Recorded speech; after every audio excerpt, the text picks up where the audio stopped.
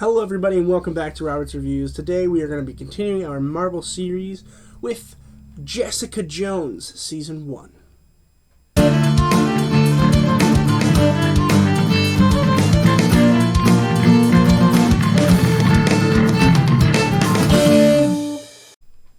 Before I jump right into the review today, I just want to do a couple quick announcements that I did last time, in case you didn't watch that video.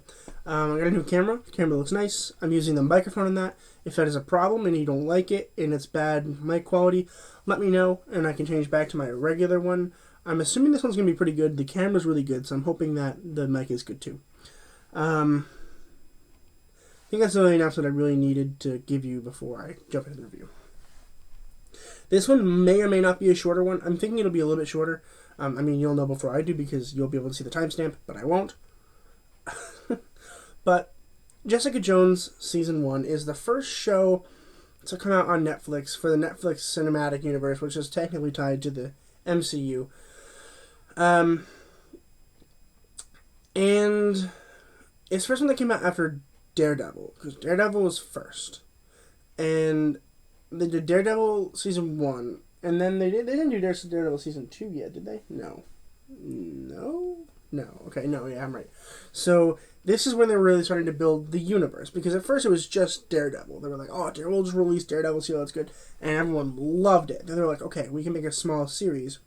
So they did Daredevil, Jessica Jones, Luke Cage, and then Iron Fist to lead up to the Defenders. And good idea, because it worked pretty well for you. And of course the Punisher. But the Punisher actually technically came out after the Defenders. So you can consider him part of the series or not, whatever you want to do. But they decided they wanted to make another series and another show and really make a whole universe almost, because people really did enjoy Daredevil. Fair enough. I didn't enjoy this as much as Daredevil at all. Daredevil was, I think I gave it an A+. There's almost no way I didn't give it an A+. Daredevil was phenomenal. This one was iffy. So essentially it follows this girl who is a private investigator named Jessica Jones, and it follows her life and her relationships with Jerry Hogarth, who is her lawyer, kind of, her stepsister, Trish Walker, her friend Malcolm, her love interest, Luke Cage, which we're definitely going to get into today, and, of course, the villain of the show, Kilgrave. So, I'm going to talk about acting first and talk about each individual character, and then I will talk about a couple things that I didn't really enjoy about the film, or the show, I should say. Kristen Ritter as Jessica Jones. So Jessica Jones is a private investigator, and she's an alcoholic, and she's kind of a waste of life except for being helpful to others. But she also has superpowers. No one knows what the hell these superpowers are. This is the main thing that pisses me off more than most things should in America. We did not get an understanding of what her powers were or really how she got them. In Season 2, which I'm watching right now, I'm not done with it, but I'm watching it right now, we get a little bit more information as to how she got them, but we don't know what the limitations are. We don't know what exactly she can do. And I just feel like that was a really big hindrance on this show. Like a really, really, really big hindrance on this show. Oh, ow. Which is really annoying to me, because that should be one of the first things you talk about is, what can this person do? How can she do it? How did she get it? And those are very important things that every superhero thing follows. It's almost like a formula. And they just didn't. Which is a bold move, sure. And we understand that she's super powered. She can bend metal and stuff like that. But what exactly can she not do? Because what she can't do is more important than what she can do. Right? Because that's her weakness. And then they want to expose the weakness. Which they never really do. I mean, her only weakness is being human. And that's just kind of a dumb weakness, to be totally honest with you. That was a big negative. I'm very sorry. Overall, her character is fun. I enjoy watching her most of the time.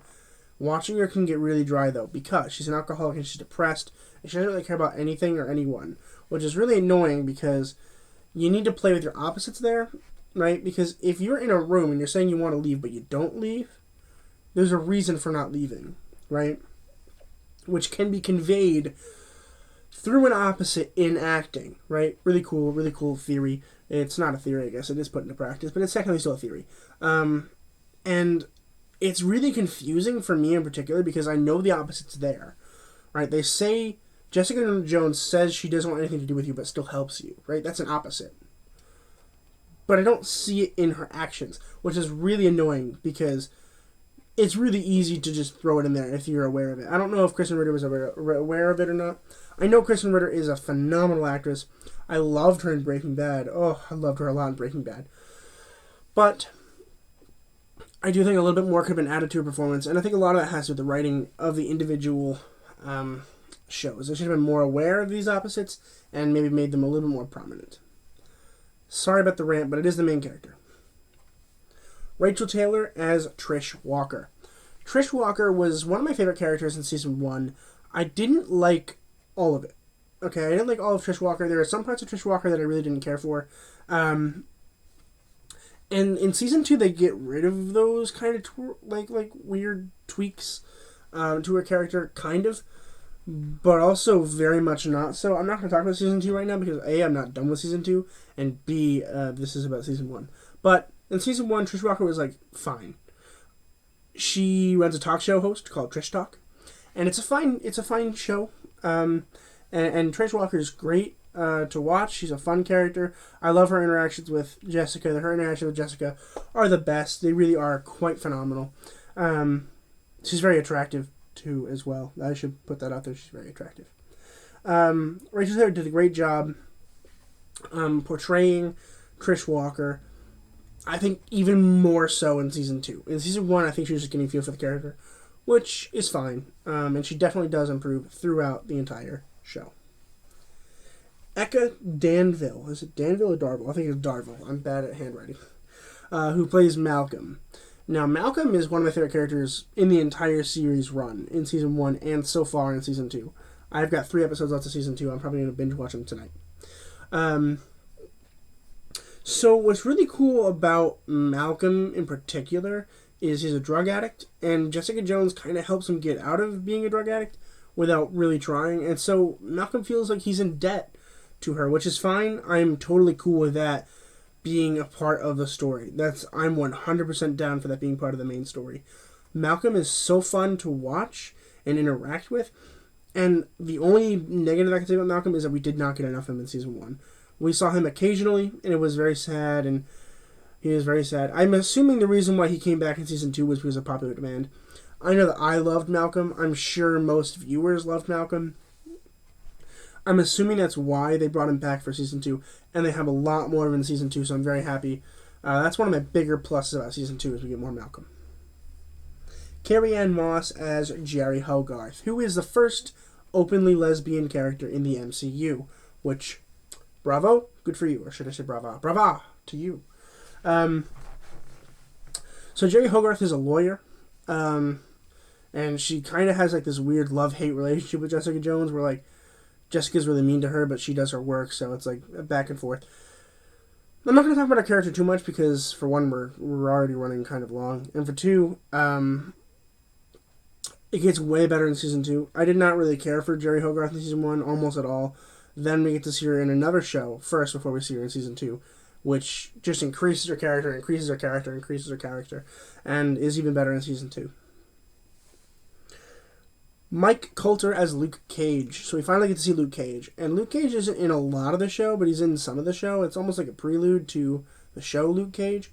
And I was really quite impressed with Luke Cage. And Mike Coulter's performance of Luke Cage, of course.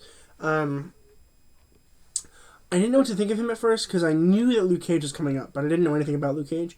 And I was very happy to watch Luke Cage in this show, and Mike Coulter in general. Mike Coulter's performance as Luke Cage and everything I've seen him in as Luke Cage so far is so good. So good. I would argue it's the best portrayal of a Marvel superhero in a Netflix series besides Daredevil himself. It's not a promise. It's my only opinion. You don't have to share the opinion, but Mike Coulter does a really good job of making the character likable, but also like feasible to the point where like you know he's hiding something. We don't really know what he's hiding, and it's a big deal for season 1 of this show. I'm not going to go really into it because it is on Netflix, so you can watch it right now if you want. But regardless, he is phenomenal. I was very excited to watch his show. I was a little disappointed by his show. We'll get to that in a later video, but the character itself, phenomenal. And this is the actor I've been really waiting to talk about this whole entire video. I love David Tennant so much. And he plays Kilgrave. Now, David Tennant is one of the best actors alive. You can cry all you want. Sorry, he's one of the best actors alive. Just straight up, period. And David Tennant makes up for what Jessica Jones doesn't do, right? Kilgrave is a phenomenal bad guy. You love to hate him. He has the power to control people by just using his voice. What a cool power. For one, it's stated immediately what he can do. For two, we know what the limitations are. We know that he has to be within range to be able to talk to them or talk at them. We also know that there are people who are resistant to this, who have been around him for long, such as Jessica Jones. So, what they lacked in a superhero, they made up for in a villain, which in season 2 is the opposite. They didn't have a very good villain, at least so far. There might be a new one, I could be wrong. But so far, there isn't a very good villain, but Jessica Jones gets better herself.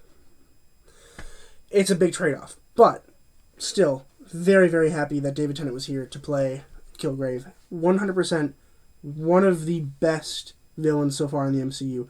I loved Kilgrave. I think that villains are better in a TV show than they are in a movie. Unless you're going to talk about, like, Thanos, because that's not fair. Because Thanos has been in, like, 4 movies, and we get to see this progression. And Kilgrave, we get to see that progression as well, because he's in all, like, 13 episodes of the show. So, let it be known that Kilgrave is a phenomenal villain, and a lot of that is due to David Tennant's performance. I think I talked about all the negatives I thought I had about it. While talking about that, I'm actually really, really proud of myself. Haha, nice. So with that, I'm going to give this show the season of the show, a B-. And I think that my reasons are quite clear in this video.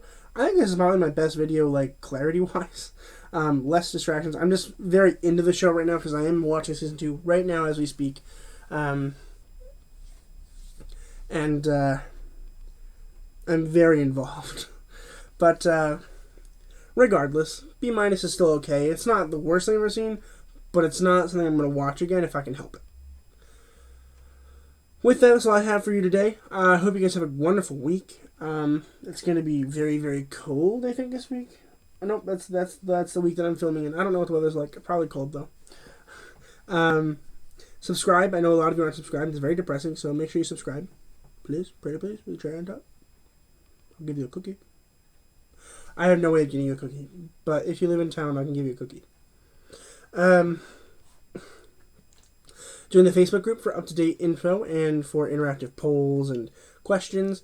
Comment down below what you want to see next. I have a whole list. There they are. See those?